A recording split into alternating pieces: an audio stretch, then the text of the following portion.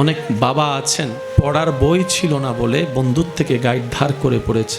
ওই কষ্টটা চিন্তা করে উনি পরিশ্রম বাড়িয়ে দিয়েছেন এই ভেবে আমার ছেলে মেয়ের যেন কারো কাছে ভিক্ষা করে হাত পেতে গাইড নিতে না হয়, বই নিতে না হয়। একজন টিচার পাই নাই পড়ার জন্য, এমন বাবারা সন্তানের জন্য 2-3টা টিচার রাখার চেষ্টা করে।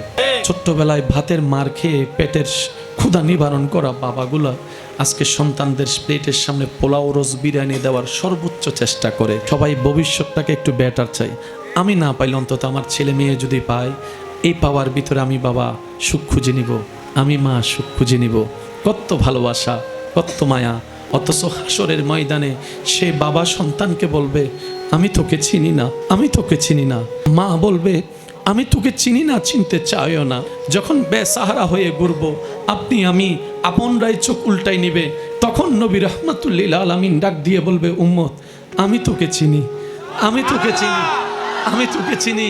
আজকে তোর পক্ষে কেউ নাই, কিন্তু যেই নবীকে তুই দুনিয়াতে ভুলে গিয়েছিলি, আজকে দেখ সেই নবী রবের দরবারে তোর পক্ষে বলছি রব্বি হাবলি উম্মতি, রব্বি হাবলি উম্মতি, রব্বি হাবলি উম্মতি।